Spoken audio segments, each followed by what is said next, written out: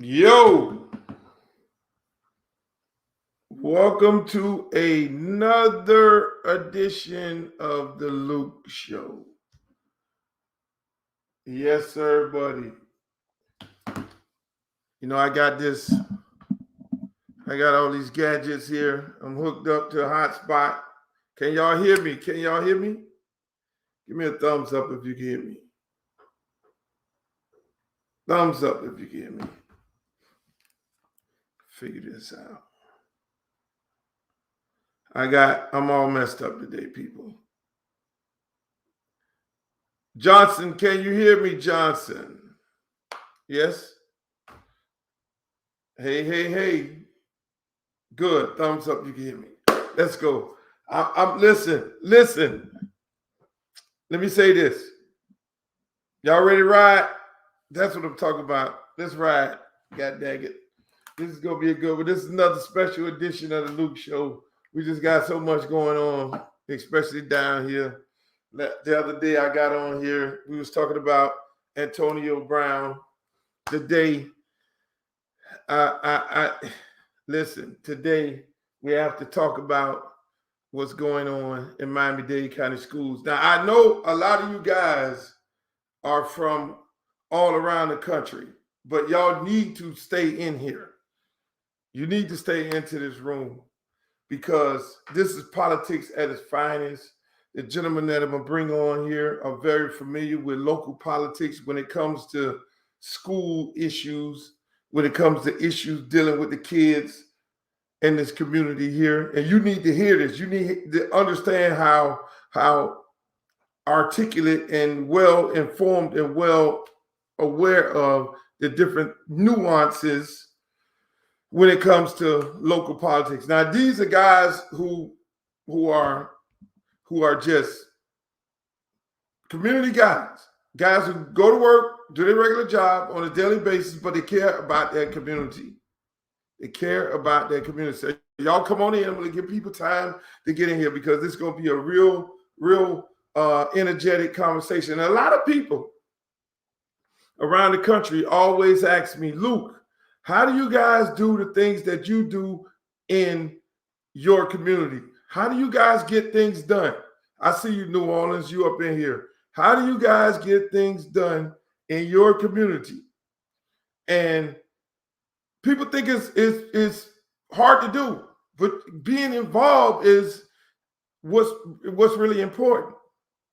Being involved. And so I'm gonna let you hear some guys that are involved in the educational part. I mean, to the lowest terms, to how much money should be spent on black schools and how much money should be spent in athletics and education and teachers and vendors and things like that. It's deep. And so some of you guys from around the country, I see you, Chicago, Houston. I'm glad y'all in here. You can learn a lot how to insert yourself in the political process in your hometown, even if you don't know. Because these gentlemen, they don't just, they work every day, just like all of us. They go to work, do their regular thing, but they get off the bench, you know what I'm saying, and get into the game. A lot of us sit on the bench, but then a lot of us want to get in the game, but we don't know how to get in the game. So these guys are gonna give you good game tonight on how they deal with the educational system. Because right now we're in a period where in Miami-Dade County, it's time to grab our superintendent is leaving, going to California, which is the second largest school district in the country, and we're the fourth largest. And now it's time to pick a new superintendent. We have a board full of elected officials. These guys have their pulse on the issues at hand, and they're going to give you their take. And I want you all to learn something. I don't care where you're from, because I know you want to get involved into whether it's school, whether it's school politics. Everything is politics. And if y'all notice, QAnon has announced that they're going to get more involved in educational political issues than the issues that concern the country. Them same people who did the insurrection, they have now announced that they're going to focus more on going to school board meetings. Do you know how important it is to go to a school board meeting? Y'all going to learn something. And hopefully, through some of the information that these gentlemen pass on to you, or some of the things that they're doing here in Miami, that you'll say, hey, man, let me take my ass to a school board meeting in Chicago because I need to get certain things done in Chicago. Because if you don't go, ain't nothing happening. When they see you, they get nervous. Oh, shoot, there's a voter. We got people coming down. Then it'd be one, and then it'd be two and three, and people well aware of the issues. So we're going to talk about it tonight. I see y'all up in here. So before we start, I need to know where all y'all from. Let's go. And I know people going, this is what we do. We educate the world on the issues that concern, because all of them are our issues. We got kids dying in Chicago just like they dying in Miami. We got kids dying in Raleigh. We got kids dying in Atlanta, dying in Houston. And you wonder why. You wonder why. It starts with education. So hopefully these guys will enlighten you all on how things work. Let's go. I see you, Fayetteville. That's you know how we started off. I say, where you from? Got Jersey up in here. We got Atlanta up in here. We got Miami Gardens up in here. I see you, Miami Gardens. You're looking good, Miami Gardens. We got Gainesville. We got Philly. We got people from all around the world. 305 in the house. The direct issues that 305 in the building. We got everybody from all around the world. And I'm going to tell you, these guys, they're available. You can find them. You can get on the phone anytime and they'll give you the number to their organization. Say, look, man, I'm trying to get into the political issues in my town. How do you do it? I mean, you talk about contracts.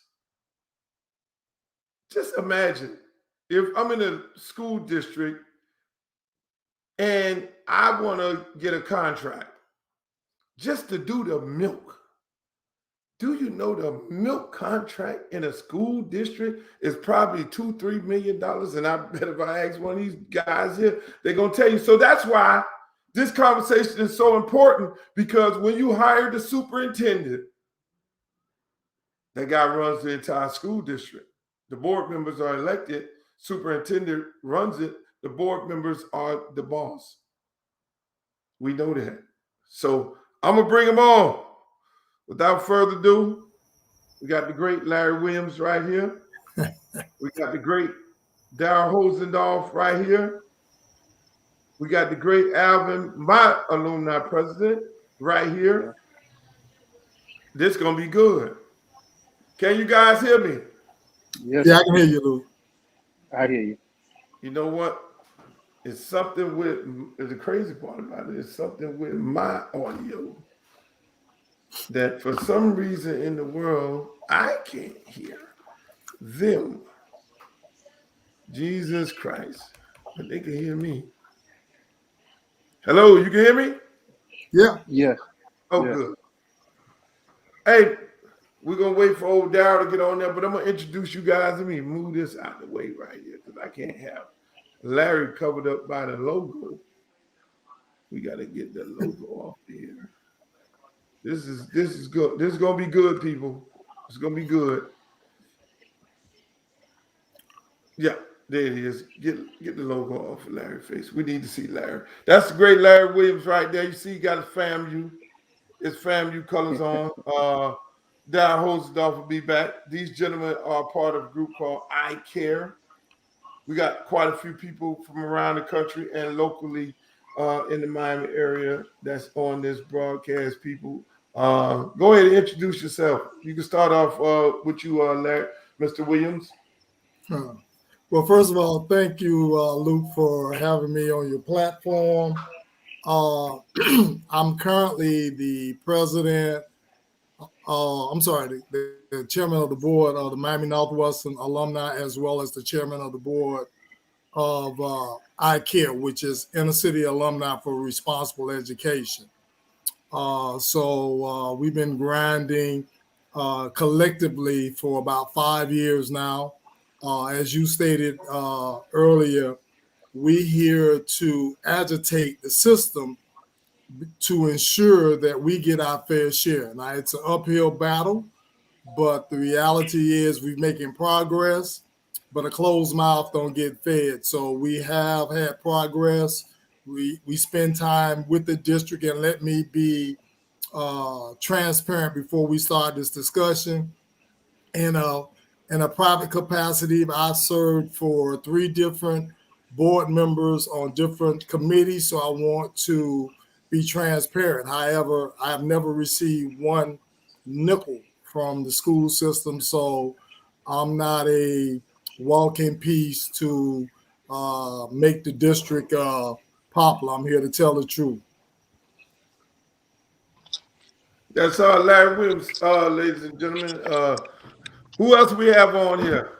We got the great Darrell Hosendorf. Go ahead and introduce yourself. I'm gonna leave Alvin last because that's my president. So he has the in the show. Mr. Hosendorf, can you hear me? Alvin, you can go ahead, Alvin, if you can hear me. Yes. Thank you again, Mr. Campbell, for having us on your show. My name is Alvin Smith, and I'm the president of Miami Edison Alumni Association. And I'm also a part of iCare, which is a great organization of all the inner city school presidents that have come together, and we fight for our inner city schools. So it's a great organization. When we're not fighting against each other, we're fighting for one cause. Thank you, Mr. Alvin. Mr. Hosendorf, can you hear me? I think Mr. Hosendorf is froze. He the guy that got all the money on here. All these guys, ladies and gentlemen, they're rich guys, and he has the most money, and he has the worst internet, I gather. Mr. Hosendorf, can you hear me? Look, can you hear me? Yes, sir. We can hear you right now. You go ahead and introduce yourself. You're a little frozen, but we can hear you. Unfortunately, you caught me on a travel night. I'm in Valley to share some love and break some knowledge off people in the public, like Alvin and Larry has said. iCare came about because we saw the disparity. I wouldn't get our fair share. We saw what some of our counterparts and other parts of Miami were getting their fair share. So, united, we stand together on many issues. And as you know, when it comes to that football, we're on different sides of the fence. But I appreciate the opportunity to share our desires for.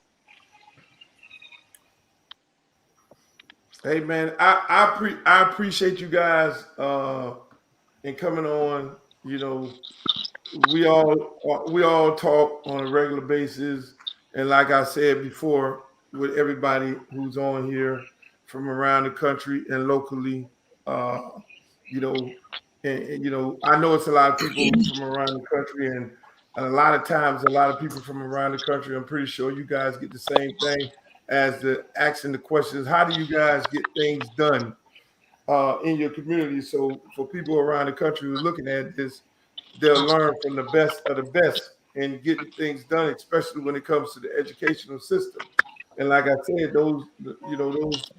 these different organizations like QAnon and all those different organizations have made it clear that they are going to start getting into school board issues, and they're going to show up to the school boards, and that's their direction and all that. But with that said, why we on here today is we've lost our superintendent. He's going off to California, be the superintendent.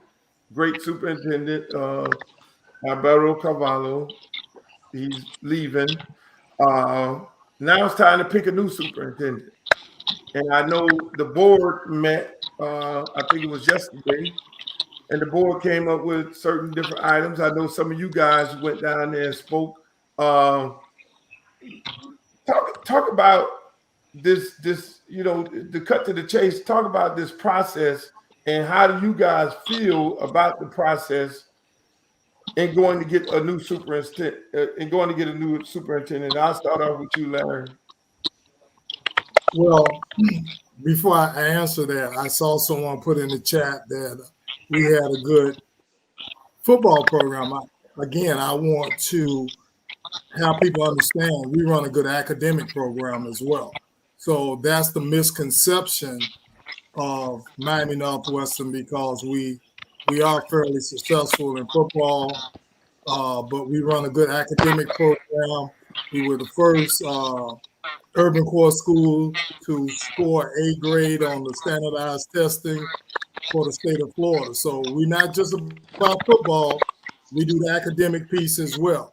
So that's why when you check around the country, you see a lot of Northwestern grads that are very successful. We don't get the true credit for our success. Matter of fact, two of the board members that we're about to discuss on the board are Miami Northwestern grads. But here's my thing, Luke.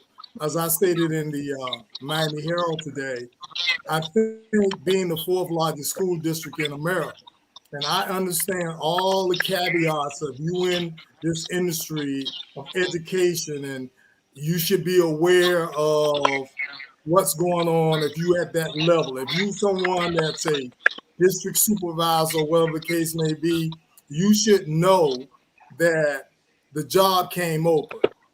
I don't discredit that. However, I still think that, in all fairness to the students, for me, it's about the students. It's not about the money that people make off the school district. It's about the student itself. We want to find the best person possible to move the needle.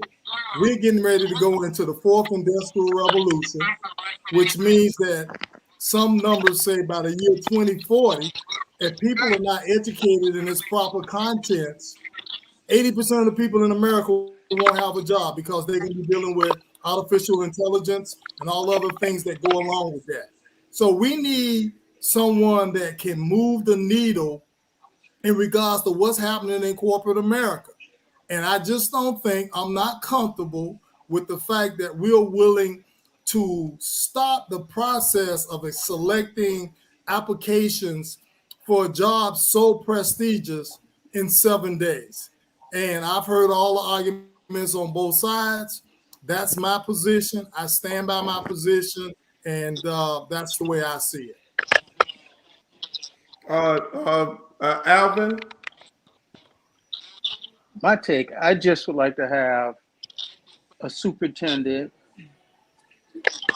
that's accessible, uh, someone that can come in and move us further than where we're at now. Transparency. We want to know what's going on in the school system more.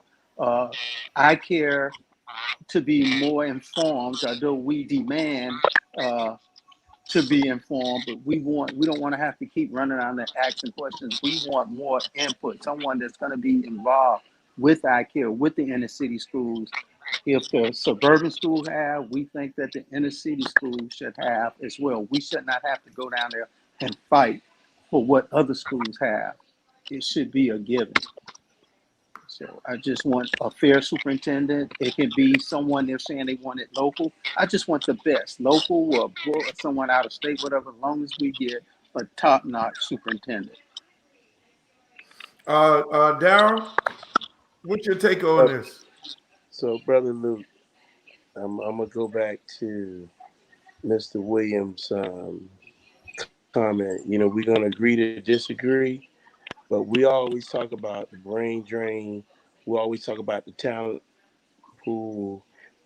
We always talk about the learning curve. But our community as a whole has been disenfranchised, underserved, with everything from academics to athletics, you name it. So I remember like it was yesterday when the current superintendent called me personally asking for support for him as the superintendent. And he made promises, Luke, that he has not upheld to this day. And I think that's a testament to his character That's why I hire someone who can come in day one, not know the difference between Liberty City and South Dade, Miami Gardens and Ovalaka. You can't, under these current circumstances with COVID, for 2 years, our children have been deprived of an education. There are federal dollars coming down that needs to be managed and dealt with immediately. So, 7 days, any national search, that's a firm. You're talking 5 to 6 months with no leadership when it comes to that. And I think Dr. Gallen put it out there on how long it took him during the process. So can this community stand that? No, we've already lost 2 years. I think we're going to be living with these epidemics and this virus for years to come.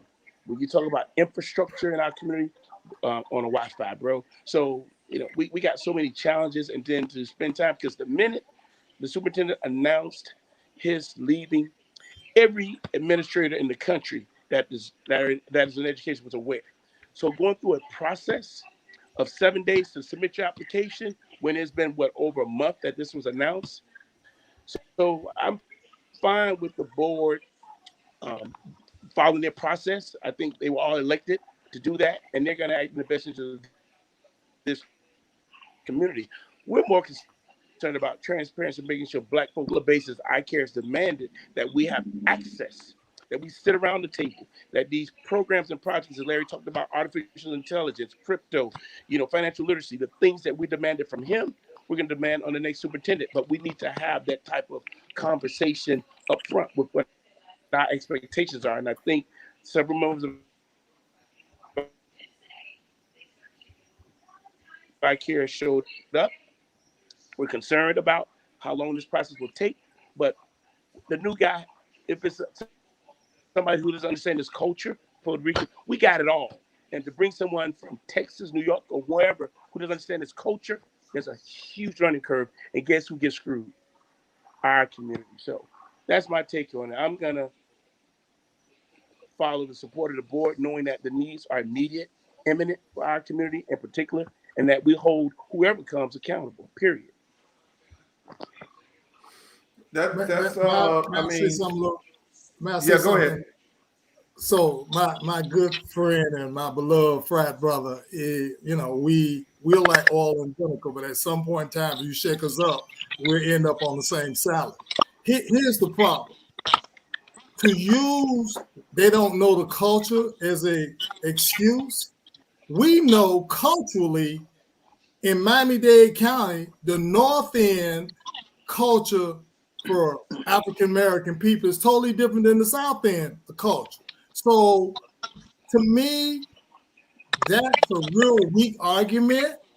The bottom line, to be able to move the needle, we need to look for the best person possible, not someone that can come in and get sole direction solely from the board, because the board job is not to do the superintendent's work. The board job is to set policies and to manage and make sure that the superintendent, whether it's a he or a she, does their job. Their job is not to bring plug and play, like I said in the newspaper today.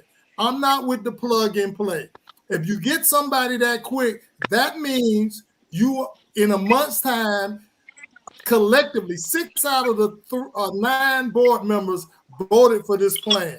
Now, I'm concerned whether or not the Sunshine Law was broke, because why in the heck the 6 people sit up on the board the day of the meeting and say we agree with this process? There had to be a conversation. So did the Sunshine Law get broke? So all those things are red flags for me. I want the same end game that Daryl wants. However, I want to make sure, as a citizen who understands law and understands my role, I'm the board's boss. The board tells the superintendent what to do, but as a citizen of Miami-Dade County, I'm their boss. So I don't have to ask. I need to demand what we need, and their job is, because they're elected to represent our districts and our communities. So I agree that Daryl end game is correct. It's just a matter of how we get there, Luke. Do we take I-95 or we taking 22nd Avenue? We're in unprecedented times, Larry, and that's my whole thing. When you don't look at all the dynamics from the federal dollars coming down to the pandemic and to some of the needs of our community that has been overlooked for years, we can't keep restarting. We've been volunteering, 5 to 7 years, fighting and standing up for our community. So the learning curve for anybody even get a chance, a new guy coming in, you don't know who the hell Larry Williams or iCare is. The board members know, but it's the day-to-day operations. That's the superintendent. So, like I said, we just want to make sure that there's transparency in the process. There's someone who understands the culture of South Florida. You say all you want, culture does matter. Larry, you want to ignore all the obvious things, but I feel that we need someone here now. We need someone that's going to be more responsive to those who are least have the least, and that's us. So I'm looking forward to the decisions of that board to bring in a qualified person on day one who can make the changes that we need, both on infrastructure, both on addressing. We have those in our community that don't like the mask. I'm not comfortable if I had a child going to school when people don't respect. Um, that this virus is real. People are dying daily, and now there's no guys. Look what's happening in Chicago. That's crazy. Who's to say that can't happen here? And in our community, we talked earlier, Larry, about um, homeschooling. We know the dynamics of Liberty City and Overtown. We got babies that were raising babies, and the pandemic didn't do nothing but hurt us that much more. So I look to your audience. I live and breathe this every day. I am one of those that did make it out, but I got family and friends that are still enduring the pandemic and who can't help their children. That's the reality of all this. We need somebody to come in with, like you say, Larry, some solutions to help us right now, real time. We've lost 2 years, and it's going to continue until we get a leader that understands and to get these corporations to align themselves to helping the neediest of us all, and that's the Black community. Okay, let's Let me compare let, apples let me to apples. let, let Let's me compare apples to apples, Lou. Our let me neighboring county, Broward County, which is the fifth largest school district in America, has maybe a few less students in the seats than Miami-Dade County. It's taking a totally different approach to the hiring of their superintendent. I'm comparing narratives that are very similar. So how can one district be so diametrically opposed to the other? So that's my trouble. And for the person in the chat room who said there's always backroom conversations, so that you know the law, anytime more than two board members sit together, it's called a sunshine law. It must be a public notice. So you got to know the law too. So I'm telling you what the law states. They can have all the backroom conversations they want. However, if that's true, they're breaking the law. let me ask you this here. You guys have been fighting for God knows how long. I mean, you got. I mean, this ain't for the audience. These guys ain't no new jacks to this. They ain't no screaming, hollering guys. They're very successful men who really care about the kids of this community, and they don't do it for no money. Nobody on here get paid for this, but they're well aware of the issues that concern the community, especially when it comes to uh, the school system, and they're on top of it. Whether it's Johnny Jones, Rudy Crew, Stinson, uh, Alberto Cavallo, they're well aware of each predecessor and the things that they've done and the things that they did right, things that they did wrong. My question to you all: can you find this next guy that you all will be satisfied with in 7 days? Or should it be, let's do an interim and then give us time to then do a national search? What's your take on that? I mean, either one of you could take it. So you I talk would about prefer to 7 days. see. Go ahead, Albert. I would Al? prefer to see an interim and take your time and make sure you get the right person in. Why are we rushing to put a superintendent in place. Let's get an interim in there, and then let's do a national search and get the best of the best. Daryl? Well, again, so I'm gonna go back to the brain drain. We are the fourth largest school district. They say we have some of the best talent. When you look at the data, it's in the house. They have the qualified people here. It's like, why are we bringing somebody? You got the best DC, you got the best OC. Why you need to bring in a coach when one of those should be elevated? At what point do we get a chance? So I look at it from those who have labored in the system, who deserve an opportunity, just as they gave Cavallo. They didn't go outside of the system. They hopped within because we can't afford the time. And particularly with, I'm standing on the fact that if you engage any young person that has had to be taught in the past 2 years virtually, they've learned nothing. They are lost.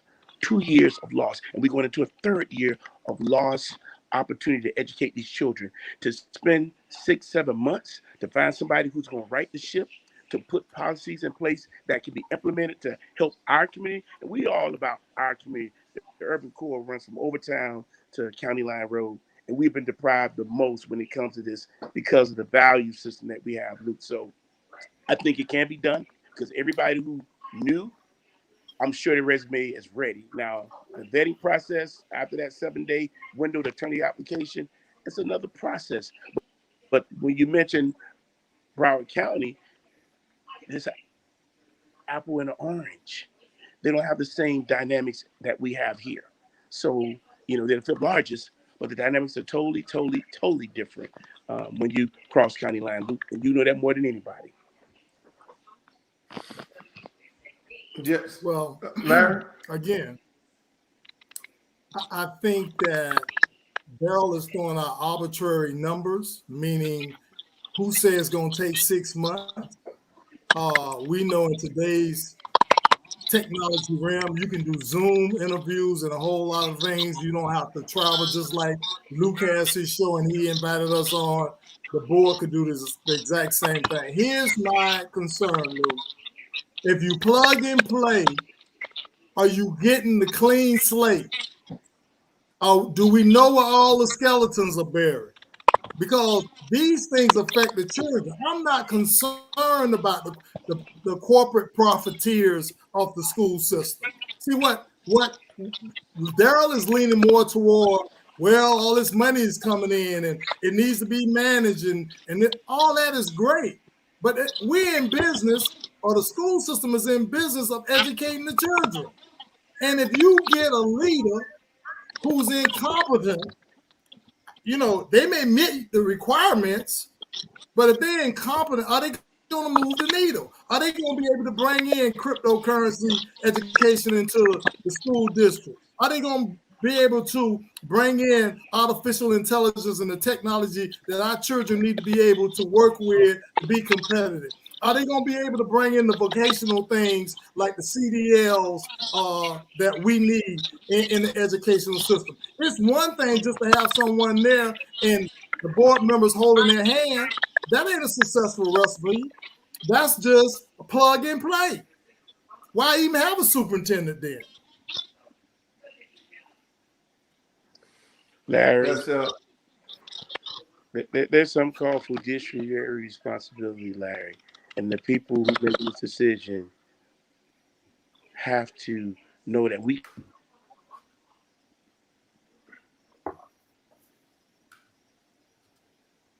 can't afford that in times like this. So when you talk about the numbers, Larry, we don't want to get into that because we want somebody who can step in day one to deliver the things that we need. When you talk about academics, to just be real about it, there are no magnet programs in the urban core, period. Maybe one or two when you got communities with 4 and 5, 6 and 7. I'm talking about somebody, they're not going to take what me and you say. The data speaks for itself from the how they spend it. We advocate for things for one to address all this no dog. When the boss away, they will all play, and they've been playing for 2 years with these children's lives when it comes to educate for anybody coming in here, Larry. Despite what you say, there's money, there's a pandemic that's going to continue, and you're right. Some of the programs you're talking about, we need them, but we can't afford, I believe, to wait through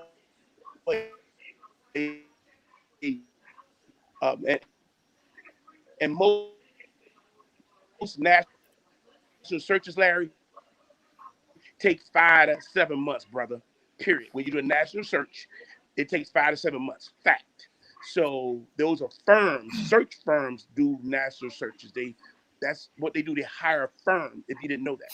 But at the end of the day, our community can't afford another year of this, Luke. We need someone there and someone who's in to address our needs, and we need to let the board expedite the process and getting somebody on board, because there's no leadership right now that out there. There are some, but we our community can't afford to wait, Luke. Well, you need to tell the same conversation to the Philadelphia area, Orange County, San Francisco. Those are just a few They're of not the built major like us, cities. Larry. They Let don't me they don't have the finish. same dynamics of Let me culture, bro. finish. They don't Let me have finish. they don't have Let me immigrants finish, coming Daryl. in from other countries, other islands. Every week we got a person that arrives on these shores, bruh. You mixing an apple with an orange. If you tell me somewhere in Florida, yeah, but don't tell me about New York, Chicago. They don't have the I same didn't mention dynamics New we York. have here. Come on, I man. didn't Keep mention it real. New You know how York. many Haitians? You know how many Haitians have arrived? Or how many? Bro, do you know the data? Do you know how many programs we got for people who don't even know arrived on our shores? We got to educate. And that's why we continue as a black community to get further and further behind, because there's an immediate need to address those shortcomings of those new arrivals into our country. It's so much bigger than just that, Larry. And we need to make sure we get somebody that understands they got to manage them both and stop making us the third class citizens. That's all I'm thinking for. And it has to be somebody locally, someone who understands it. Can't be somebody who ain't don't understand the Cubans, the Puerto Ricans, the Haitians, Jamaicans. It's too much, bro. Those places you mentioned don't have this dynamic. Really? They don't. Let me Okay. let me ask another question. Can't hear So you. we you can't hear me? You can hear me? Yeah, We can hear you. yeah. Okay. Let me ask you another question.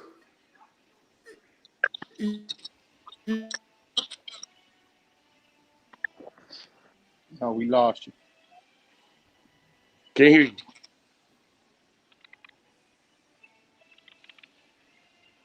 Can't hear you, Luke. I'm buffing here. I'm on a hot spot because my AT&T is trash and it went out on me today. But the question I want to ask is this: um, is there someone in house right now that can do the job? Since I mean, that's one part of my question. Then the other part of my question: if it's a 7-day application process, it's a 7-day of looking for this new superintendent. Is it only restricted to in-house, or can somebody from Jacksonville, Orlando, or Houston, somebody from around the country, can they apply like they could apply for any other job? Yes. That's the deal. Yes. I So, can't answer that. excuse me. I think it's open for everyone. I said we don't have the answer to that.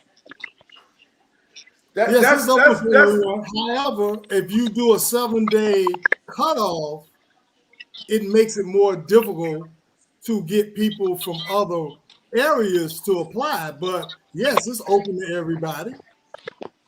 so if you so technically it is open, but it's not a long because I heard Dr. Gallen when he spoke yesterday, and he talked about his experience when he became the New Jersey superintendent of schools. He went in put his paperwork in. It was February, but it wasn't until August when he actually got on the job and started being able to do his job. Because the process was so long and rigorous. We know there's different situations. That's why I kind of brought up the whole ideal of interim, and in the analogy, like Daryl said, sometimes the interim head coach keeps the job. He does such a great job. That way you can get to see how this individual works, and while you're still looking for the superintendent, because you could be interim for a year or two, you could be interim for 6 months, or you could be interim while you go and look for the next person. So if there's a person in-house, then it's obvious that that person in-house should be the interim person, because I think everybody got an idea as to who they want when they cut it off to 7 days. Let's keep it 100. They got an idea of the individuals that's in house. But do you know for a fact whether or not the individual in house is going to continue down the same path that got some of y'all upset? Or do you think the interim person is going to go down a different path, that some of the things that you guys have been fighting for years, is that person going to get that done from in-house? That person will have a good year or whatever, 6 months or whatever it may be, okay, show us what you're going to do. So let me address the We first don't want part to of go your down that statement. road. I think we just want to get the guy in-house and then find 2 years from now. So you said two things, Lou. You admitted that Dr. Gallen got his chance through a national search. There may be another Dr. Gallen out there, and we don't know it because we're too busy trying to lock it down here. Dr. Gallen would have never been, I ain't gonna say never because he's a talented man. At his age, it would have been very difficult for him to get a superintendent job had he not leave Miami.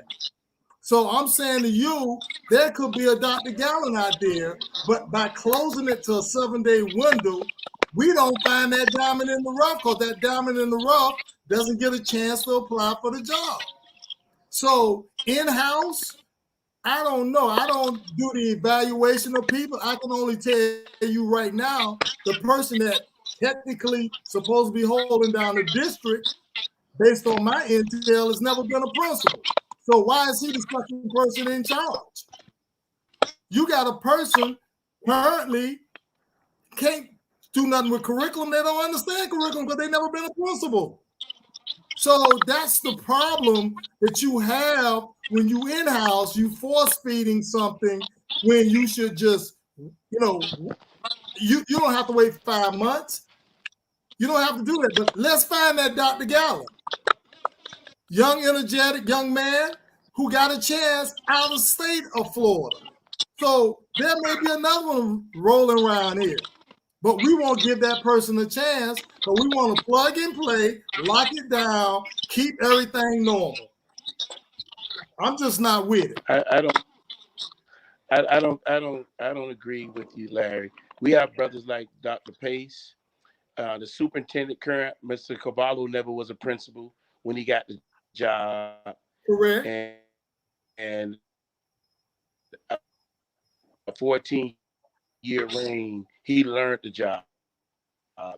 We don't have OJT time right now. I do say there have been a slew of them who left the district to find opportunities. So we have produced some good talent. I will say that. We've always been on the cutting edge. I give him credit for that.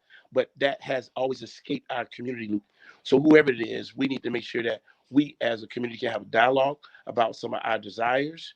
I don't think you get that as a priority if you bring someone from outside of this environment whose priority number one would be to right the ship, address the pandemic, deal with those Ursa dolls that are coming, and then to allow another superintendent to have as much power as Mr. Cavallo had.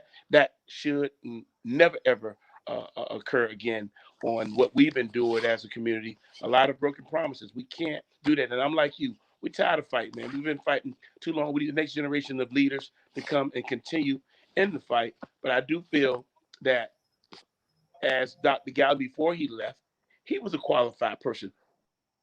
Would he get a chance here? Hell no. So there are probably Dr. Gallons within the district. Will he get a chance here? Hell no.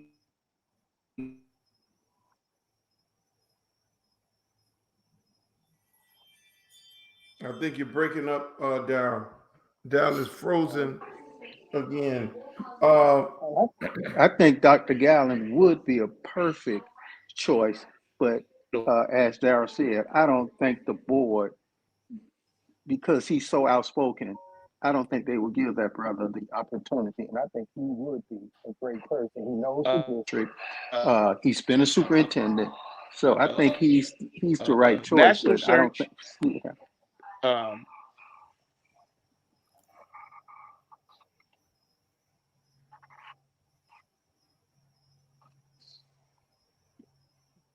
I think Darryl, you're frozen again. Darryl is frozen again. We got quite a few comments in here, and I'm just I'm glad good folks are posting them as we go. Guys, it's while I'm sitting here thinking, right, and I'm saying to myself, which me, I'm a fan of Alberto Cavallo. I thought he did an excellent job. But when you're the head of Miami-Dade County Schools, fourth largest school district in America, you get to hire your people. You get to hire your coaching staff. You get to hire your team. And your team has to believe in your vision. Everybody, yeah, we might want to run wing T, but I'm the head coach. We're going to run spread since we like to talk football. So Alberto brought in his team. He's been there for 14 years. And in those 14 years, there has been a lot of things that you guys have agreed on, and there's a lot of things that you guys have disagreed on. So my question is, if a guy has been there for 14 years and he picked his team, handpicked his team, yes, some people may think he should do it a different way, but his team follows him to the door.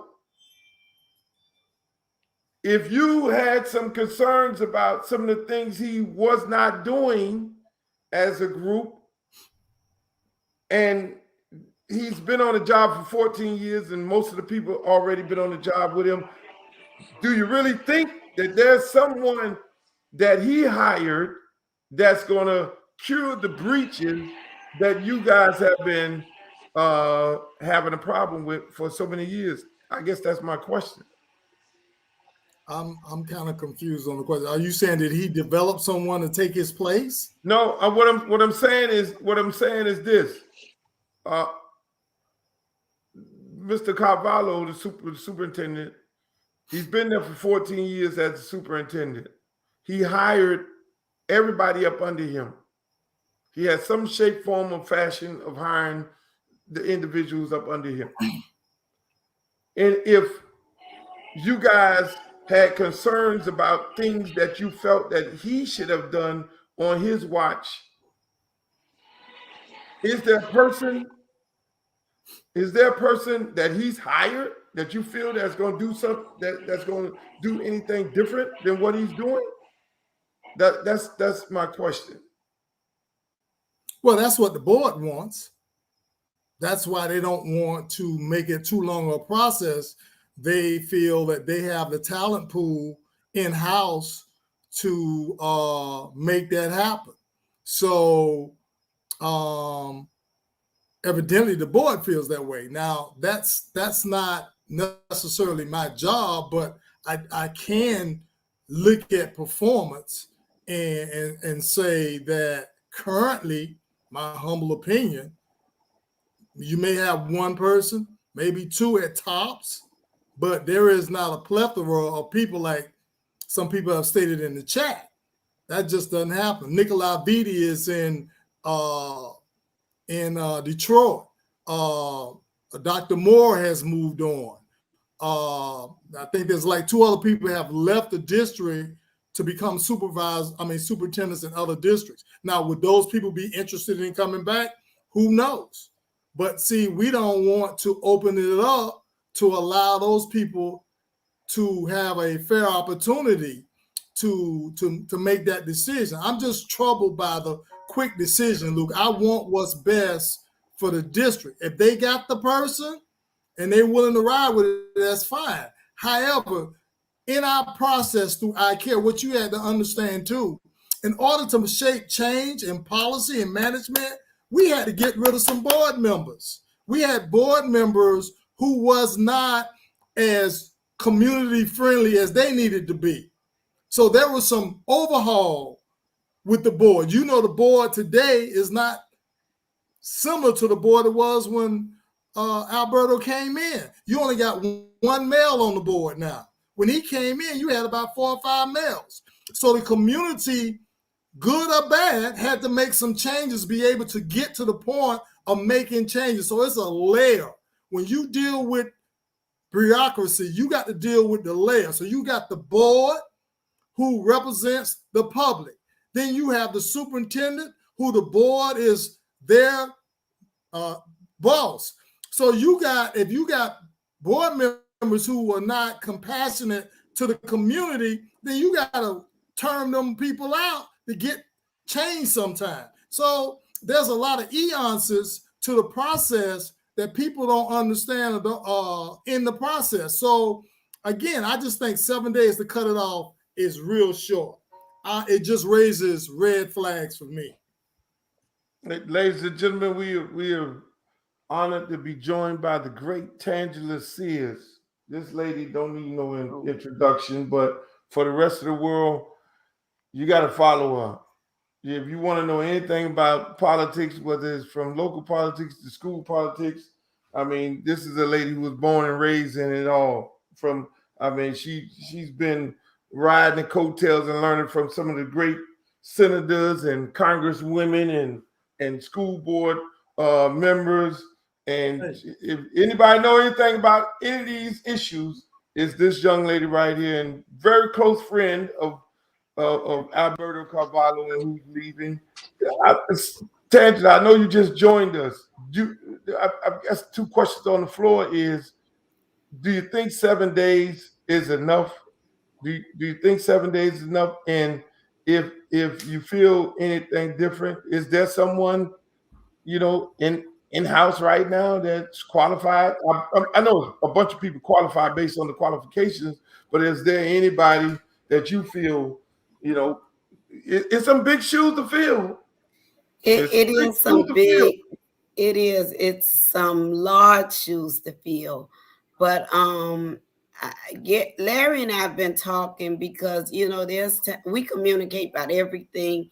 Anytime an issue come up, there's times we agree, there's times we don't agree. But I must agree with him tonight. 7 days. I just talked to the school board chair. And one of the things I said to her was, 7 days makes me think that you already have someone in place that you want. 7 days? I mean, look at Broward County, 60 days. They're taking applications. If we're going to look for someone, of course, it's not a secret. I'll say the same thing Luke say. I'm an Alberto girl. I support Alberto 100% because when teachers have problems, when issues come up like Luke, because people looking at people's backgrounds, they can't get in, he's always there to help these individuals. When it comes, I know a lot of people say, oh, he always giving comments when it comes to murder kids. He doesn't talk about this, but he paid for their services a lot of times. With the chaplain house, making sure families that have kids in the public school system have furniture through their house. There's just so many things. And teachers calling me all day with issues. I'm able to contact him to make these issues right. Okay, he's leaving. I'm happy for him. Look forward to celebrating his inauguration with him in California. Our loss, their gain. However, if we're going to look for someone, they must be the same or expand the qualifications and qualities that he possesses. 7 days do not give us enough time to put applications in from various people that may need to update their resume. Larry mentioned someone that Alberto recommended highly when he went to Jacksonville. He's in Detroit now. I mean, there's a lot going on with COVID and other things. You have to give people an opportunity. So if that's not being done, and I'm looking at this 7-day thing, somebody already know who they want. Yeah. There's no way in hell you can identify a superintendent to fill these shoes in 7 days. Now, I agree that someone like Dr. Pace can sit in the interim as they go through the application process so that we make sure that we don't go backwards into what we came out of when Alberto, before he got there. Because remember, we was the laughing stock of the nation. So we have to be clear in who we select. And we got to move our personal feelings out the way. You may have issues with Alberto or whatever. That don't mean that there's someone that he appointed that we see continuously to progress through systems here in Florida, now in Detroit. I mean, and I'm sure there's others, but we got to give people an opportunity to put those applications together, allow people to go through those applications, because I don't know if they're going to have enough in 7 days, okay? People have to update things. And if they don't have enough in 7 days, that lets me know they already know who they want. That's why some of them tried to push them out. They know who they wanted. Bottom line. It's man, that's why, I mean, you guys know you're having a conversation with 5 people and 3 people feel like they already know who it is. One person don't think. Let me ask you, you guys work, assuming we're stuck. Let's look at it from a practical standpoint. Everybody on here is a business person, and you all hire and fire people. Is it really possible to get all these applications in and hire somebody in 7 days? I mean, first you got to go through the application. I know I run a little company and I look through applications and look at references and check references and go through it and then go back and check the references and you got to do a background check on the individuals. Can that all really be done in 7 days? No, sir. Nope. So it goes back to the point of you guys. It goes back to the point of, is there somebody already picked? So let's assume that you can't do that. Is there any individual in the school system, being that you all have worked in the system, that you think, I mean, not one, maybe 3 people that's in the system right now today that you think will be qualified to take this job, knowing that this job, you got to fill some big shoes. Whoever take it, I don't care whether it's an in-house person, an out-house person, because we're losing a great guy, whether you like him or not. We're losing a great superintendent. So is there someone that we know? Because I'm for in-house. I'm for in-house. We do but have but someone again, in the house, Luke. We have is Dr. there Pace. anyone in there that's capable of filling these shoes? We Are have doing this Dr. job? Pace. We have Dr. Pace that's willing to sit in interim. But Dr. Pace don't want the position. Oh, But he's next in line. I asked him about the position. He have no interest, and he's someone just like me, a baby that grew up through the system. Our parents have held, high positions within the system. And I asked him, but after, when you work with a superintendent and sometimes you see what all they have to go through, you just don't have interest in that position. But I think that it's not a problem with him being interim as they launch over 7 days, sir. Give people an opportunity. I mean, like the young man that went to Jacksonville. He's in Detroit. I'm sure there's other things he may want to add to his resume.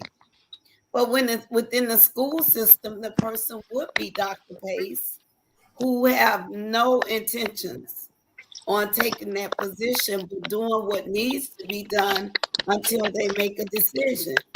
So I have to go back and I stand strong with Larry. 7 days let me know you already had a plan laid out.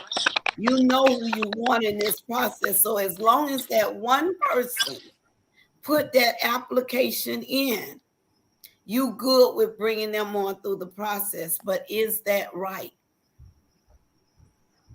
let me. I know, Darryl, you got back on here, and you were off. Hopefully, you was listening. The question on the floor is, and you're a business owner. You got hundreds of employees.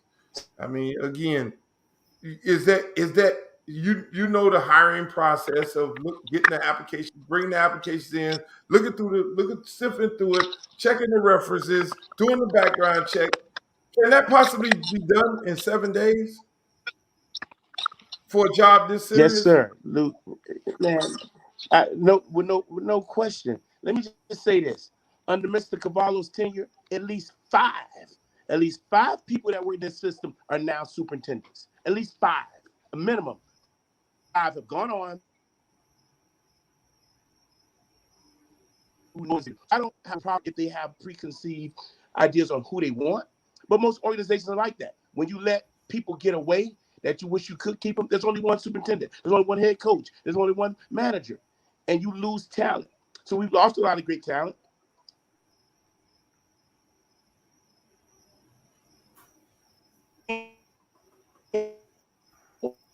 Really having direction and someone really on this. Yes, Dr. Pace, he is next in line to do it. Um, I love to see young brothers be provide the opportunity, but as a community, I don't think we can't afford to have a person to come here and start day one to understand the dynamics of both the community, the challenges of the community academically, and we have some other social economic issues going on right now, and particularly this thing about how our kids communicate virtually. It has not worked for us, and it will continue to affect us. So I'm all in for a quick uh, find of somebody to run the school district. Like you say, the talent that has left here, why not bring them back? Why did to get a superintendent just for that? This is what we're talking about. If the talent is local, keep it home. That's why we get this brain drain. Show those who have aspired to get these degrees that one day they can get a chance. Cavallo got that chance. It wasn't that of that, and Dr. Crew one of the best superintendents I felt. But again, politically, he could not manage it. And let me go one further. Cavallo, we hold him accountable for those funerals. To provide opportunities for these kids to get them off the streets, he didn't listen to them. So we held him accountable. And yes, that was a great thing he did by paying for those funerals. But had he listened to the challenges about the gangs and all the things we said to provide programming after school, they're being double dosed, which these kids need opportunity. They need time. You know, Daryl, I hear a lot of what you're saying, but I will say this as a daughter of a principal. I saw a lot that I don't talk about. I saw a He was lot. my principal. And He was my principal. It wasn't like I, that. It wasn't like that then, Tam. I He was know my my principal. daddy was the principal, a lot of you all, and I know that and he was great, but there was so many things behind the scene that, you know, people didn't see. So within the school system, I think even from my father and Stinson and that little clique, I learned what to support and what not to support. I learned a lot from that, and what I don't want to see They is didn't have a us go pandemic. backwards. Huh? We You, didn't. We said you breaking up. we have 2 years long education. We got 3 strikes. That's 3 strikes. A pandemic. You see how much they running. love me, Luke. But my daddy was their principal. But they don't love me like that. But That's they right. love my daddy though. He ain't play the radio. They love my the radio daddy like though. we don't play the radio. He ain't play the radio. hey, back in them days, you get your ass whooped. Oh yeah, they didn't play, but they also helped us. I They know loved us. but going back to the question, Daryl, I know you were off. You have been very, very vocal about the current superintendent who's leaving. You disagreed a lot with him. You disagreed a lot with him, but you worked with him on a consistent basis. But a lot of times you disagree with him. So he's been there for 14 years. He hired his staff. Do you believe that there is someone on his staff that that you feel that can fill those shoes right now, that's going to do the things that you felt that was not done right under the current superintendent? You feel like there's somebody there that's capable of doing that job? So you talking about the culture, Luke. This is a system that is like a Titanic, hard to move. There are clearly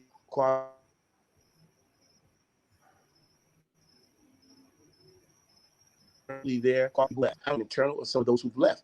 I know there've been some great ones to leave, to give them an opportunity to come back home to lead something that they we should never let a superintendent. The number 10 year superintendent, what, 6 to 8 years? This man went 14. That just don't happen.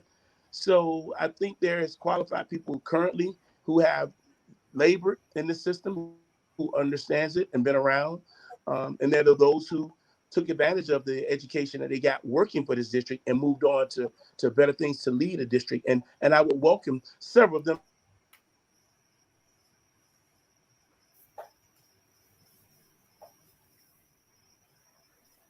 So, Daryl, my question is, what's your thoughts about Dr. Pace? What's your thoughts, Daryl, about Dr. Pace? I know he's the number 2, and he should be, one that be considered. But this is the problem we go into. He don't want it. So if he don't want, the thing is, may I speak? First of all, Dr. Pace is not number 2. That's a misnomer. Jamie Torrance is the number 2 guy in the district right now. So that's a misnomer. I work with he's on construction. We talking academics, Larry. We talking academics, Larry. I'm sorry? Not construction. Come on, man. You trying to with academics?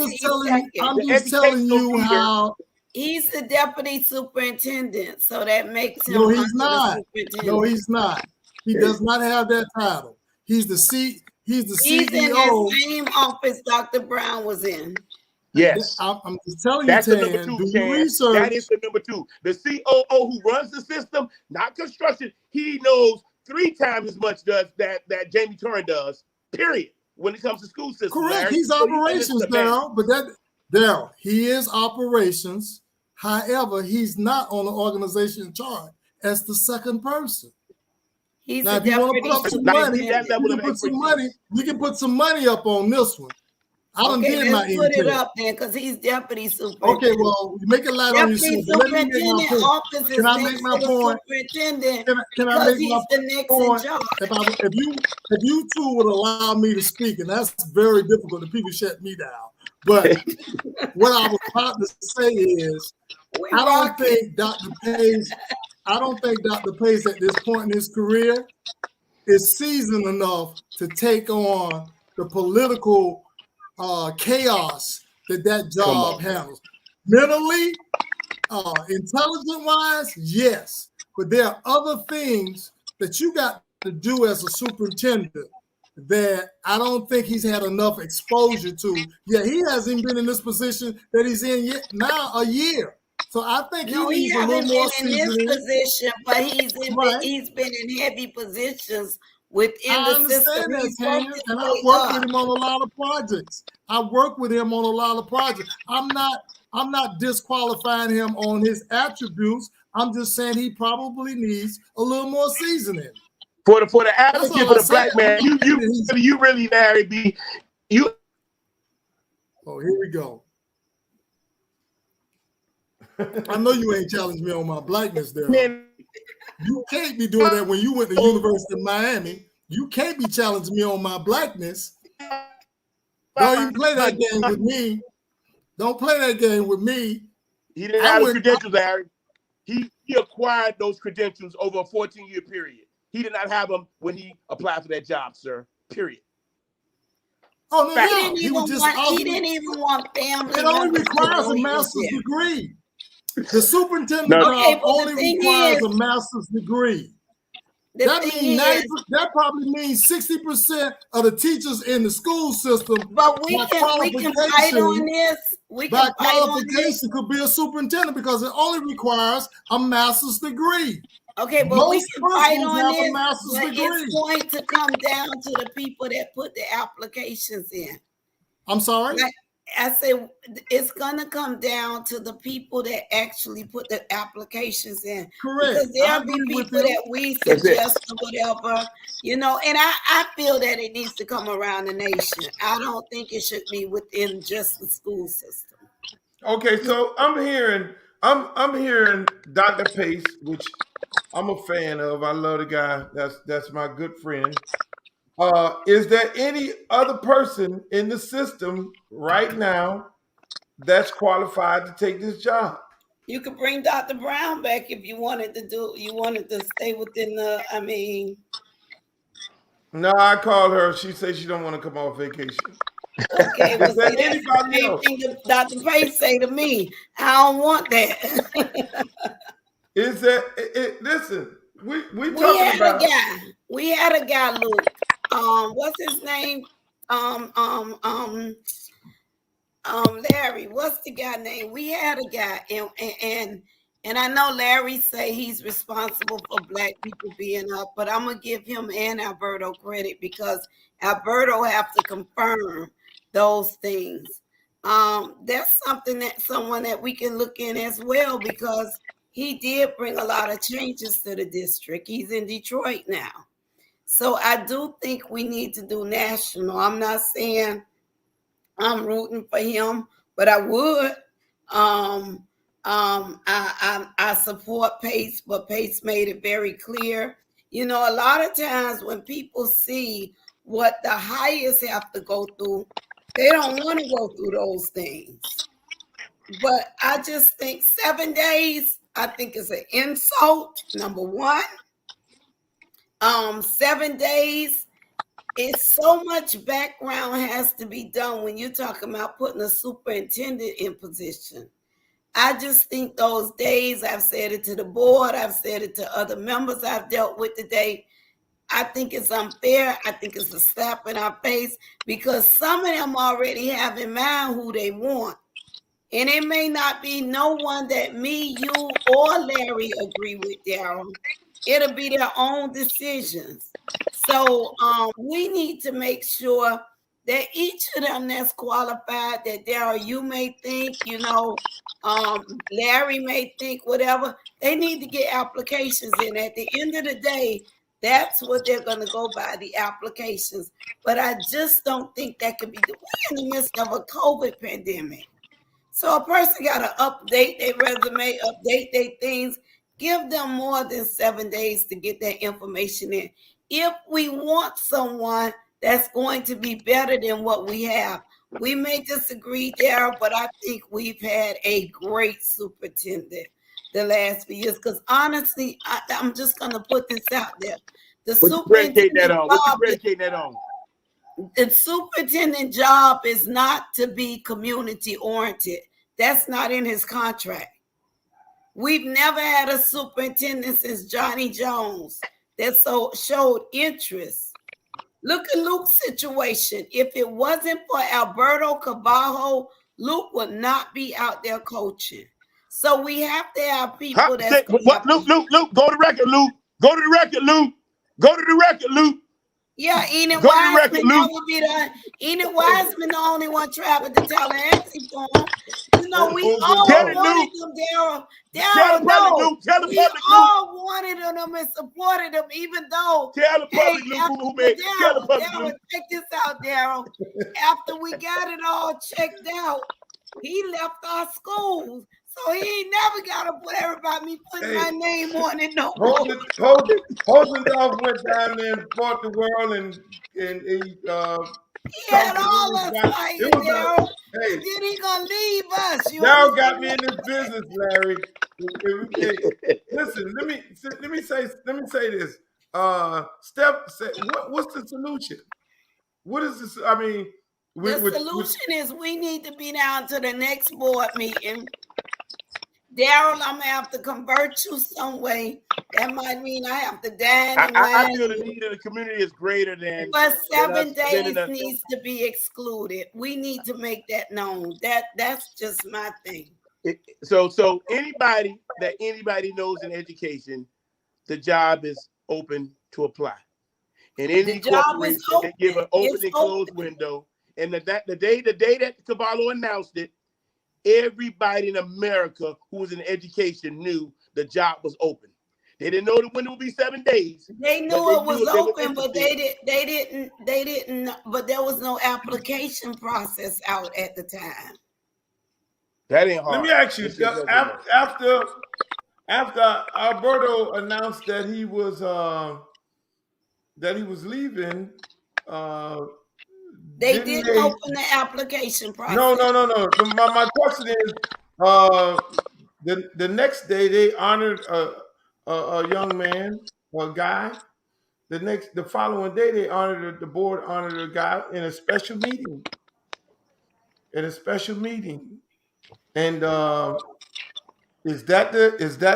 gonna be the new superintendent? Who was it, Luke? Who was it?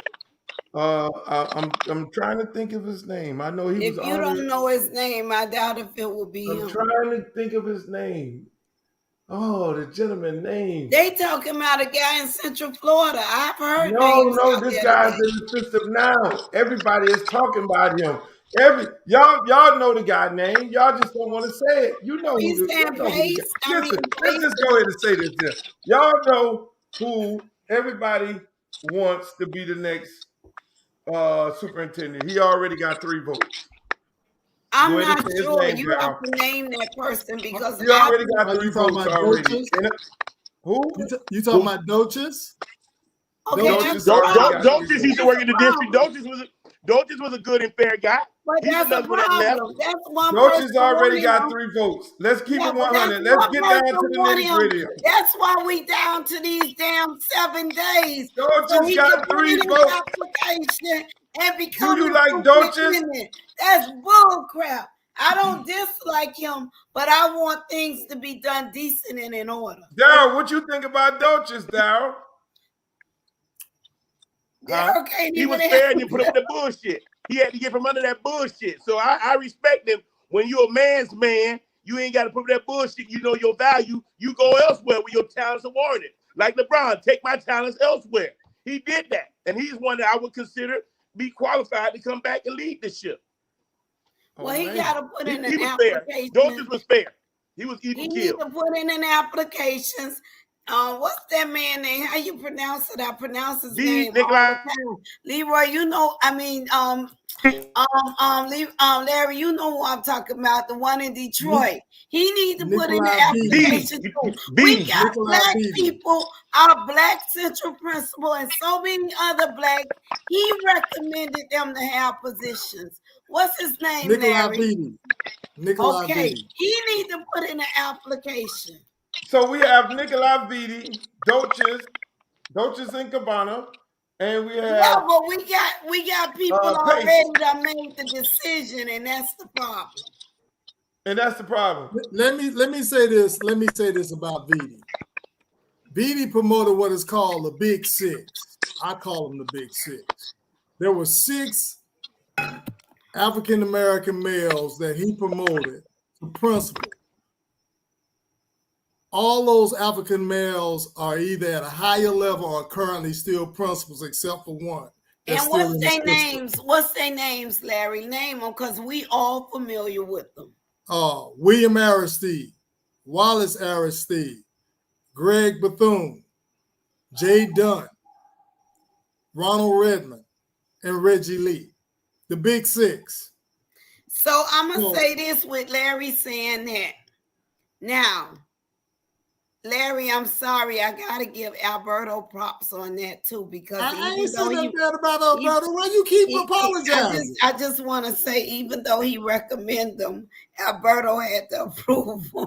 Well, that's fine. I mean, but I give him kudos for recommending these 6 black men. These are 6 great black men that was recommended in these positions. And Luke, you know, there's other people taking over our city today. And so when you got a black man that will represent black men or recommend that black men go in higher positions, yes, I agree, Daryl. They're superintendents, but when they became superintendent, guess who they called to get a recommendation from? Our superintendent. Hey, so again, if it's going to be Dolces, is he a good guy? Is he's gonna? Will you guys think? Do you guys think he's going to do the job? And people in the audience, you could chime in as well. As you can see, they're posting your comments. Who is this guy, Jose Dolces? See, you don't even know him. That's a problem.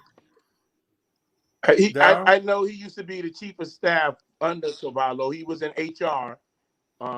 Everything I know about him, he seems to be a straight up guy. But I think I care, whoever it is, we want to have a conversation about the needs of our community. I don't care who it is, but I think he's a fair guy. He's always been respectable and was conscientious of our concerns.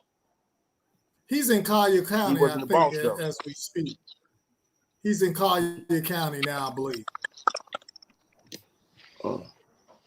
So we have Dolces, we have Mr. Pace, Ms. Brown, 2 people who don't want the job, and Nikolai Vitti. So what I'm hearing is Dolces. We say Nikolai Vitti didn't want the job. No. I'm not saying he didn't want the job. Let me ask this question right here. Do you think, or should it be any community involvement in picking this next superintendent? Absolutely. Because they're public servants and they got to know what we want. Here's the problem for me with most of our public servants. They think once they get elected, they're smarter than the community. Therefore, they don't reach back and ask people in the community, what do you think? So they become smarter than the community, and sometimes they miss the whole target because they don't ask the community on a consistent basis of okay, what Mr. Sands say he was the region superintendent. Okay, so Luke,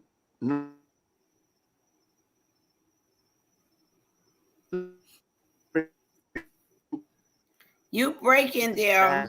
When Dr. Gallen went to Philly, a team of people came down and interviewed several people from the community, from blacks and Cubans.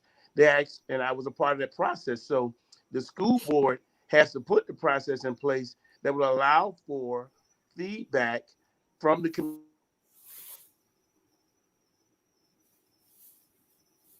I would agree that the community should at least um, be engaged some kind of way, particularly our community, with all of the disparity, all of the needs, and how does that person respond. I mean, I think Dr. Allen and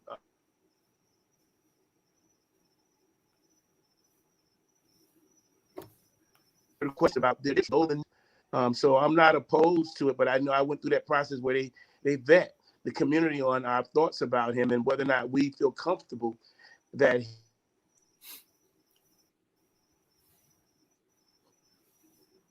district that those represent are crucial.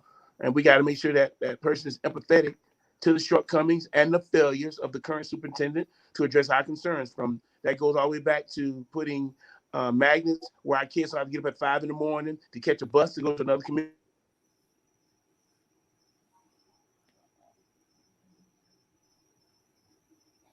To school need not all of that. Many things we can tackle that we give praise for that we as we were manipulated and the money was redirected justifiably through the current superintendent. So there's a whole lot I can talk about that we want.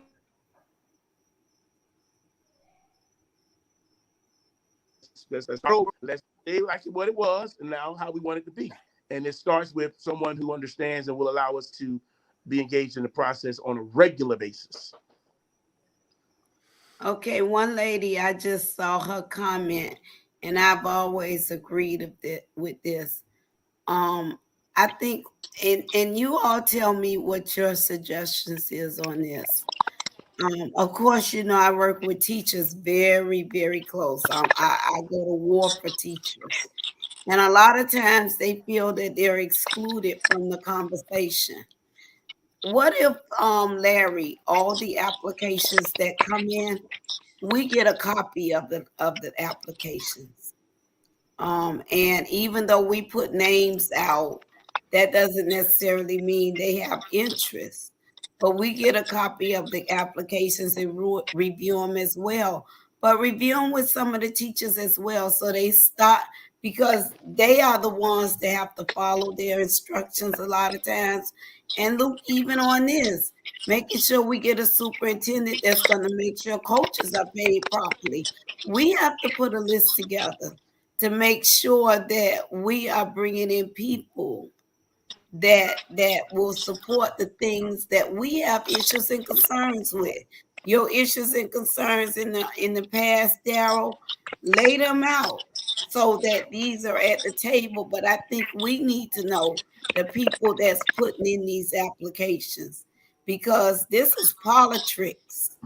And this 7-day thing really opened my eyes, because that means in 8 days they'll be ready to name a It's a public superintendent. system. We can demand that. This is a public entity. We can, it's sunshine. We can demand that they provide a list upon the closing of that day, post all of the potential candidates. We can ask that. That's simple. We What we need go that. from there is like, that can be a request of a board. Now let me ask you guys this. Okay, We you, let me ask this. You're getting a new superintendent. We have some great people that are deputy superintendents. You know, I don't know the proper title, but I know they're like Mr. Pace, like Mr. Cone. This new superintendent, and again, me and Sears, we are big fans of Alberto for all different reasons. At the end of the day, the guy that's leaving, he hired African American deputy superintendents, qualified, great people. New guy comes in. What happens when he shifts those guys who we're talking about that is qualified but don't want the job? What happens to these guys? Are we going to demand that they continue being the deputy superintendent? Again, that guy has the right to hire or fire who he wants. What happens to But let me these do a guys now? correction. So down the position. he awarded those positions, those promotions, they were awarded down from authority. When we had Freddie Woodson and Miss Brown, they were true number twos. He took that power out of those positions. So one, we can go back to a structure that everyone can live with. I don't think any good leader would come in and just totally tear up the structure, but I do think he should have the ability to bring team. Now, everyone there's a disruption. Hopefully they bring a candidate that understands you can't just come and destroy a system, but he should have the latitude.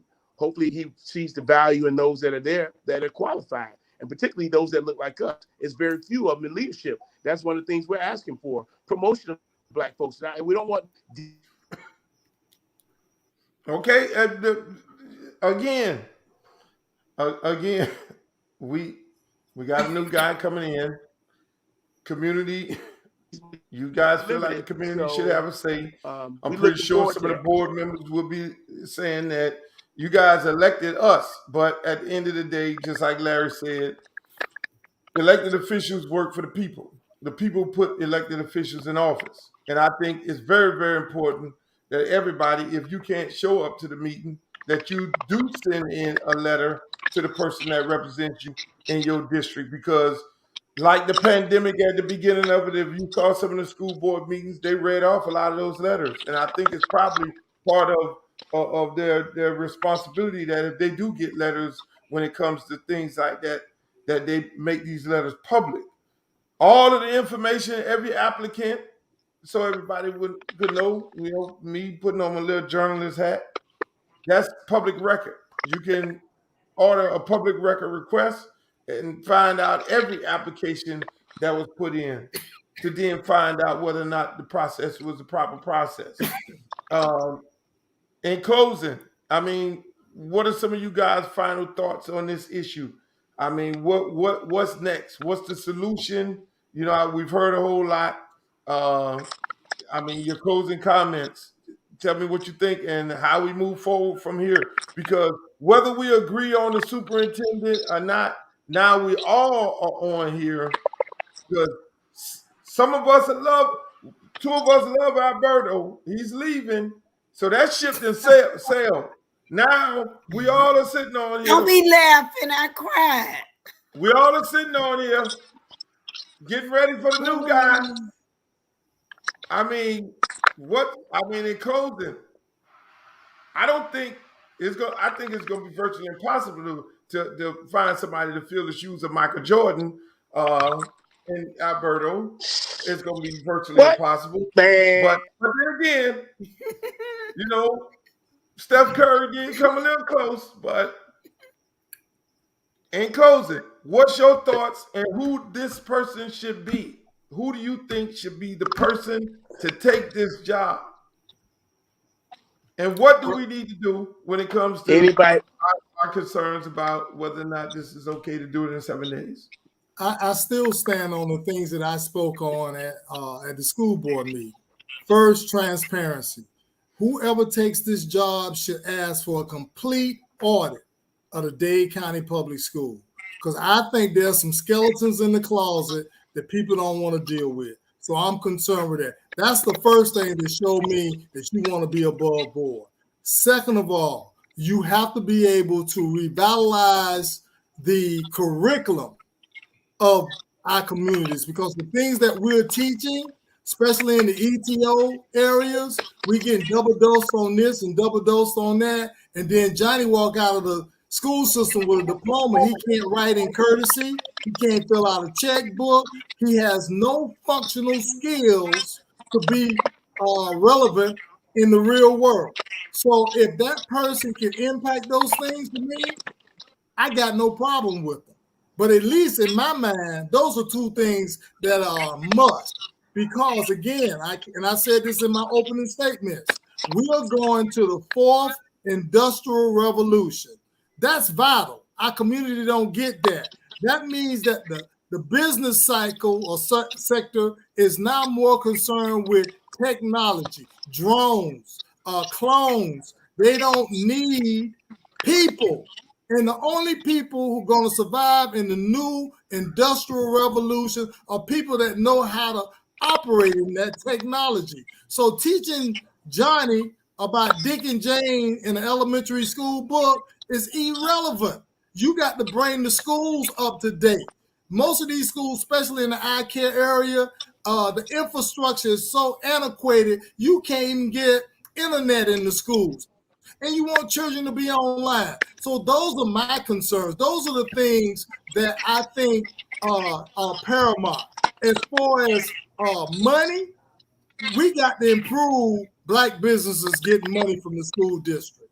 5% of the money that's being allocated off that budget is disrespectful.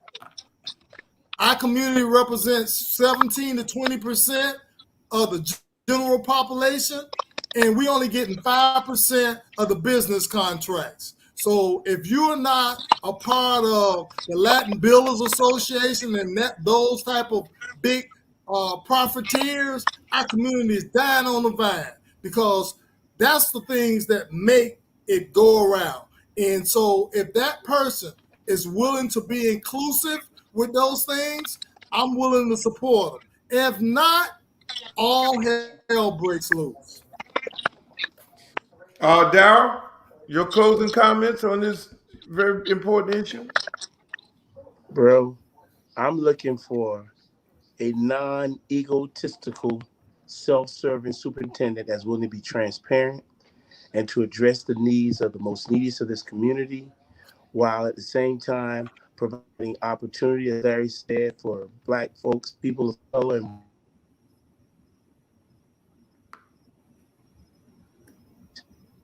and that's also on an basis to engage them on the immediate needs of our community. I could care less about all those other things, other than we can't afford to allow our children to lose another year of education without some strong leadership, and who's somebody committed to what we already know are disparities throughout our community. Tangela? I'll let the board choose who we desire, but at the same No. time, we want to engage them. I just want to open up. I'm going to close the chapter out with Alberto. I just want people to always remember that he was only the superintendent. He had to report to 9 board members. They say it's nonpartisan, but every board member requested something different. So that's a difficult task. And then we had a superintendent that, like I say, we haven't had in years, because the superintendent contract does not allow him to be out in the community, doing things in the community, helping people the way he's helped people. So I commend that. But I agree, we do need a superintendent that understands curriculum. That is so important. My godfather, Victor Curry, right now, I'm in the middle of identifying a school for his granddaughter. It's so unfortunate with her being an honor roll student at Joella B. I have to make sure she goes into a school where she continue her education going upwards. In a lot of our schools, we need to admit and we need to deal with the reality. Board members put principals in, we put sorors, we put our friends in, and so we don't get the best education in our schools. So we need someone that's going to look into that, change that process. I think we all need to have an opportunity to review the application process. In 7 days is just unacceptable. I've called board members today. I'm asking them to please look and extend that. They don't seem to believe they're going to even have enough applications in to review at that time. So again, I say someone that wants a 7-day process with a superintendent. And I know, Darryl, you may not agree, but in my opinion, we've had one of the best. And if we're going to fill those shoes, it's going to take more than 7 days to identify a great superintendent, whoever it shall be. Because I don't work with a million superintendents, a million chiefs of police. So they change all the time. But it's the type of person that we put in there, what to do. will determine the future of the things that we do.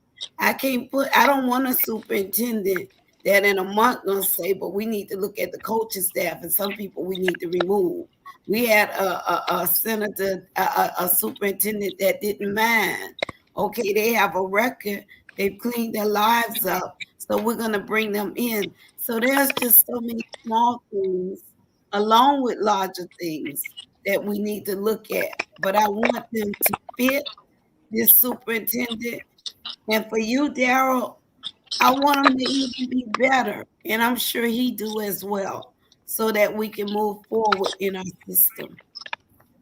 Well, my take on this is, I think 7 days is too quick, because just thinking from a business standpoint of how many applications is going to come in, yeah, people going to be able to modify their applications to get them in. It's going to be a ton of application. You got to go through background checks. You can't just rush this. This cannot be rushed. If you expect the next superintendent to be in here for 14 more years, which we all agree is virtually impossible, and we don't get into a situation where we have a person where we're gonna fire them next week.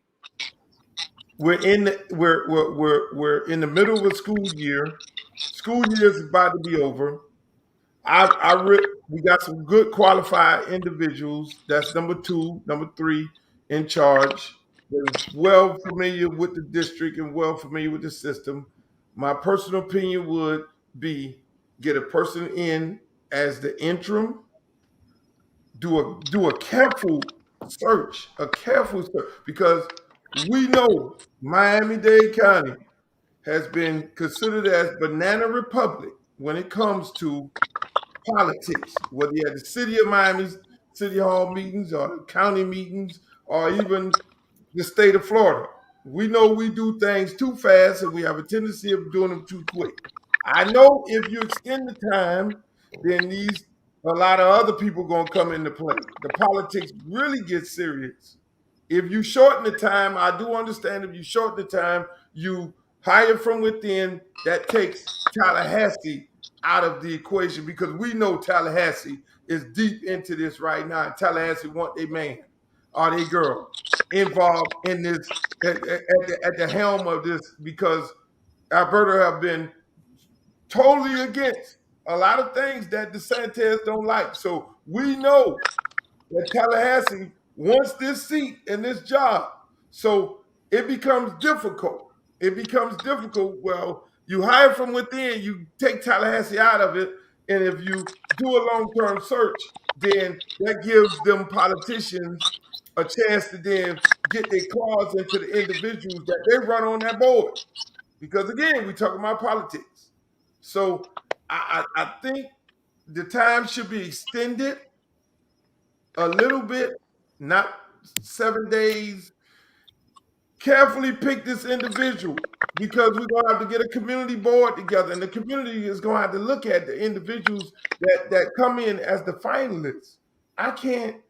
I mean, I don't know. Y'all better than me. Can you sit there? Can you realistically sit there and say, "Hey, man, we got a guy from uh, Brevard County. We don't know that much about him. We might need to get on the phone and call some people to tell us about this guy. But we do know this guy over here who's been in the system a long time." I think it's some qualified people that's in our system. I think it's some qualified people who've been in the system. But I think 7 days is going to be virtually impossible to get that done. Now, they can do it. I'm pretty sure the board will do it. I just think it's virtually impossible to get it done that quick. And if we rush and do it, and if we rush and put somebody in right now, that person, let's think about it like this. That person is going to be under so much scrutiny, because right now, half of the conversation and the people that have been talking on this live here, leaving post, they're saying the fix is in. They already know who they want. 7 days is impossible. So that person is going to get that job with people with an asterisk next to his name, and it's going to be very difficult, having a job saying, Oh, you were handpicked. They put you in there. They gave you the spot. So now you got all the other BS of how people feel about your policies and your procedures, but then you got that over your head that you were handpicked and that some corrupt backdoor deal was cut that you in there. So again, hey, we got some great elected officials. I love Dr. Gallen. I love Mendengal. I love the chair Perla. I love Luby and all the rest of them on the board. I think they're going to, I think some rational people. Luke, And it's going to be something else. And I'll let you close it out, Larry, even though you didn't win the championship yet this year. Daryl did. And Tangela, these rockets on here. Daryl, put it up. Put it up. Luke. Put it up. Luke. Do you understand? We have an athletic program. We win multiple championships. We don't win one. Okay? So basketball is here, track is here, and I can assure you we'll be bringing home the gold, baby. So we don't win one championship. We have an athletic program. Let's get that clear for the See facts. what you done started, Luke. If the board really wants to show some transparency, I challenge the board to move their meeting to the evening time so that working day people can go on and be at the meeting and voice their concerns. If you're having a meeting in the early mornings of the day, the average person can't get off and share their concerns. So you pass a lot of policies when the working class people are at work. So if you move the meeting for this special type of situation to the evening time to show transparency and you want that feedback, I think the board goes a long way in getting some credibility. But if you plug and play, you're going to create a whole lot of dissension for a whole lot of board members. Well, any you want to say something, Mr. Rocket? I know you won the championship. What is the 8th straight now? Something like that. I mean, that's 8, my sir. God. That's absolutely correct. We have 8 now, Larry. We have 8 football championships. But Luke, big deal. We got like 12 state championships in girls track. So I mean, we run an athletic program. One of the commenters say Miami Central is a football power down there as well. But listen, we love you, Larry. You do what you do best, create controversy, and of course, my beloved frat brother will fall for it every time. But I have to stand my ground because we all know who number one in this town. Ain't no question. 1956, baby. 1956. The only historical black high school. Let me use some. But y'all intimidated by us now. Are you kidding me? We raised y'all. Don't make me go in on you. We raised y'all. My mama may have raised me in a bit of bull, but I followed my daddy with common sense. Just make that donation for them rings for them young men. That's what you do, Tam. I'm always look out for the kids no matter where. So Luke, we know. I struggle. Many are called, but few are chosen. Everybody can't be. Can y'all hear me, Luke? We can hear you now. Okay.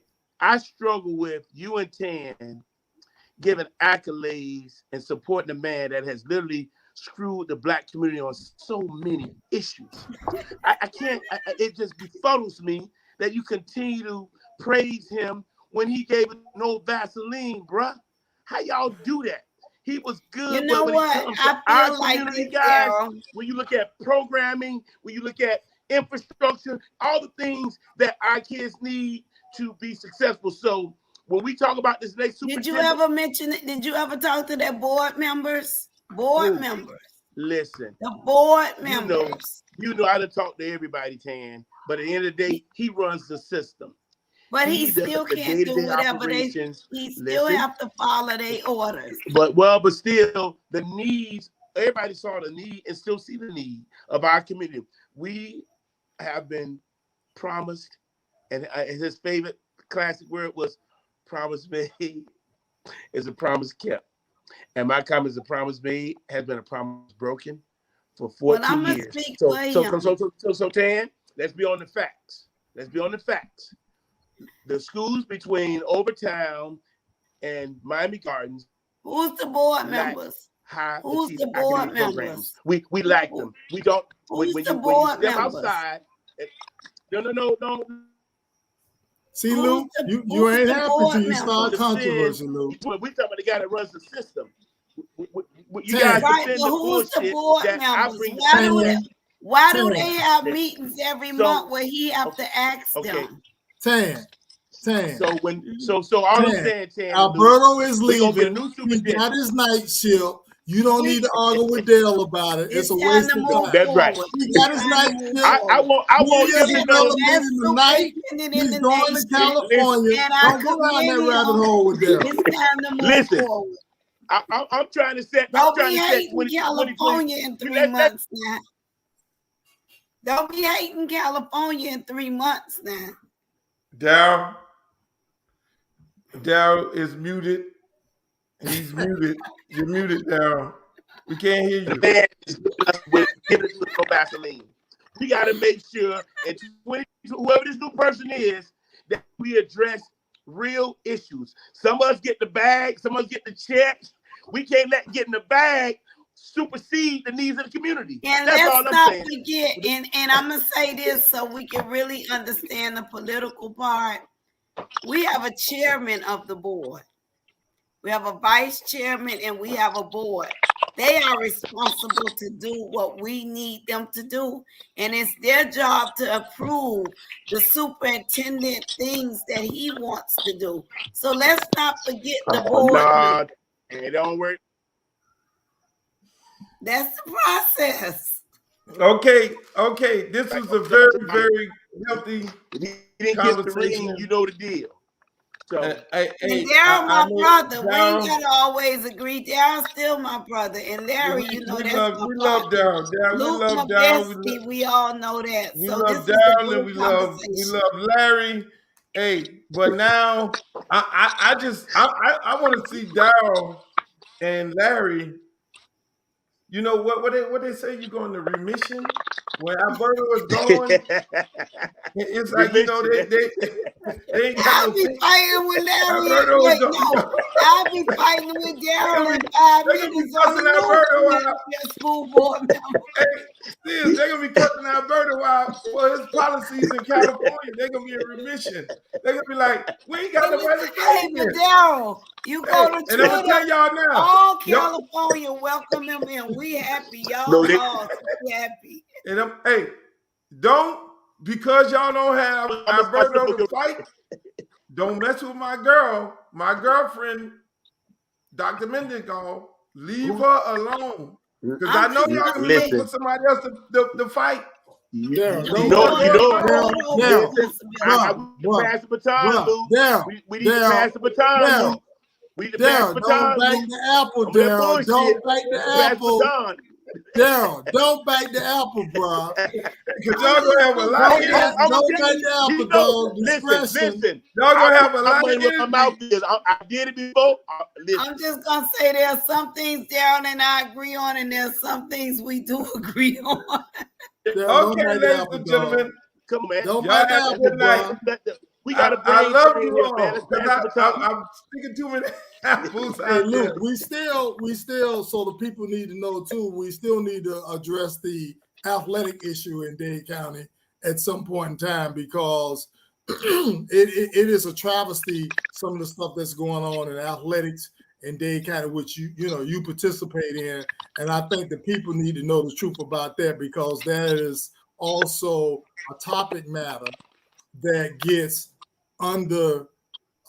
used and talked about, because we as a community promote some of the best athletes in America, and the district has not done a good job of providing the type of services and creativity that the district deserves, with being the 4th largest school district in America. So hopefully you will let us back on your show at some point in time to discuss this matter, because You know, I don't like some of the things that have happened, the lack of creativity, the lack of money to coaches. I got to run, y'all. So whenever Okay, you yeah, get we ready, definitely you gonna know. do that. Thank you guys for being on. We're gonna get back on here again because I love this Larry, conversation you guys. Yes, ma'am. Larry, you and I gotta talk about that because we got to get that on the agenda in Tallahassee to get coaches funded. It's not the county school system, it's Tallahassee. And maybe you and I can get together and we could set up a time where we could go up and meet. We could talk to some of these legislators who would sponsor this. But we cannot continue to take pictures and post them with legislators. And the school system, the judges and the state attorney is basically making decisions based on the legislation they put in place. I agree. I'm fighting for the state attorney for increasement of money.